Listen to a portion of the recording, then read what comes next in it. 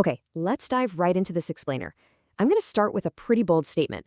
Most of the time, modern application failures aren't actually caused by buggy code. Nope, they are caused by configuration disasters. Think about the last time a service you rely on completely went down. Chances are the engineering team didn't suddenly write terrible logic. Someone, somewhere, just flipped the wrong switch. We spend so much of our time obsessing over code, writing unit tests and optimizing every little algorithm, but we somehow treat the settings that actually control that code like an afterthought. Well, today we're going to change that. So, looking at this stark truth right here, configuration is literally everywhere. It controls how your app connects to databases, to APIs, to payment providers, and even to those shiny new AI models. When a massive outage happens, it's incredibly common to find out that a perfectly valid, beautifully written piece of code was just handed the absolute wrong set of instructions for the environment it was running in.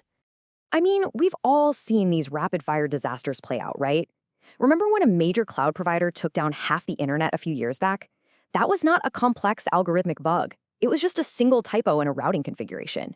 Or how about accidentally leaving a payment provider in test mode in production, meaning actual customers are getting your product for free? Yikes! Or leaking a high-stakes secret straight onto GitHub. The consequences are immediate. And with modern tools, we're seeing brand new, wildly expensive risks, like releasing an AI model to your users without setting any daily cost or usage limits. These are not minor hiccups. These are business-critical failures born entirely from mismanaged settings. So, to fix this and elevate configuration to a first-class citizen, here's our roadmap for this explainer. First, the configuration problem. Second, managing high-stakes secrets. Third, static versus runtime settings. Fourth, safe configuration deployment. And finally, preventing configuration drift. Okay, let's jump straight into Section 1, the configuration problem. What exactly is it, and why does it seem to break everything? At its core, configuration is the vital layer that allows your exact same codebase to run securely across development, staging, and massive enterprise tenant environments. It separates your core logic from environment-specific details. Without it, you'd literally have to rewrite your entire codebase just to point to a different database. So it gives us incredible flexibility. But as we all know, unmanaged flexibility is really just another word for risk. To put it simply, think of your application code like the engine of a car. It provides all the raw power and the core mechanics.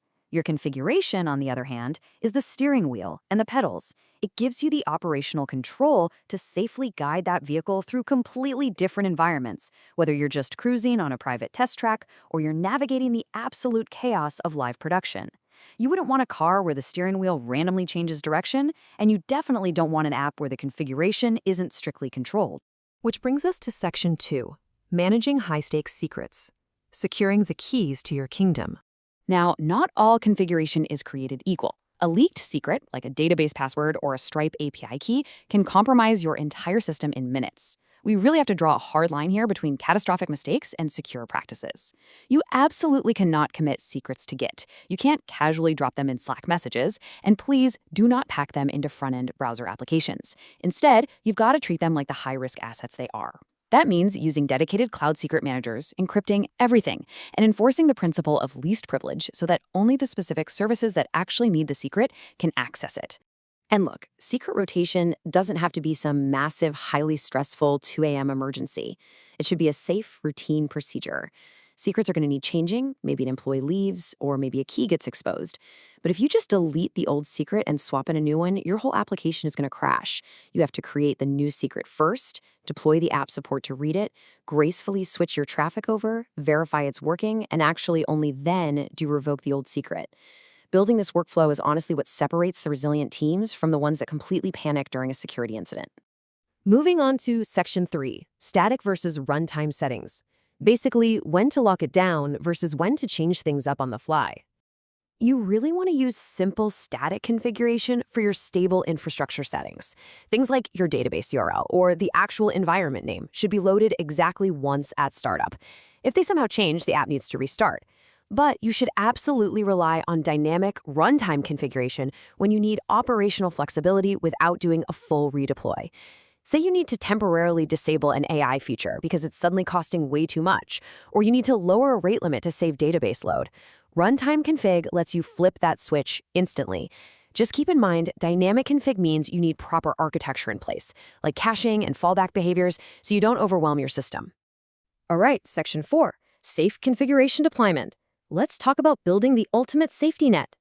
Because modern apps pull settings from literally everywhere, environment variables, config files, secret managers, tenant databases, you have to define a strict, predictable precedence hierarchy. Basically, who wins if there's a conflict? If a log level is set in a config file and an environment variable, which one actually takes over? If you don't explicitly define and document this hierarchy, you're going to end up with unpredictable behavior that is just incredibly frustrating to debug. And here is where failing fast becomes an absolute superpower. It is so much better for your application to just crash immediately at startup during validation than to silently fail 3 hours later during a live user request because of a missing API key. If a setting expects an integer, your system should not silently accept a string. If your app expects production, it shouldn't even boot up if the config says test. Validating these values up front acts as a massive safety net for your production environments. But hey, what happens if a non-critical piece of configuration is just missing? Designing safe defaults protects your users by making sure the system knows exactly how to behave defensively. If a feature flag for a brand new tool is missing, the safe default is just to keep it disabled. If a security permission setting is missing, the safe default is to deny access, always. You never want your application to guess what to do, and you definitely don't want it defaulting to a risky state just because it couldn't find a config value.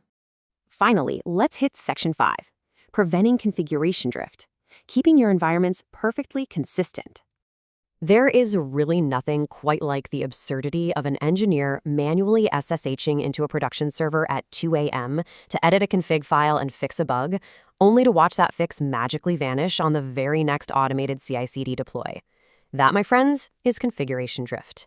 It happens when staging has one setting, production has another, and literally nobody knows why.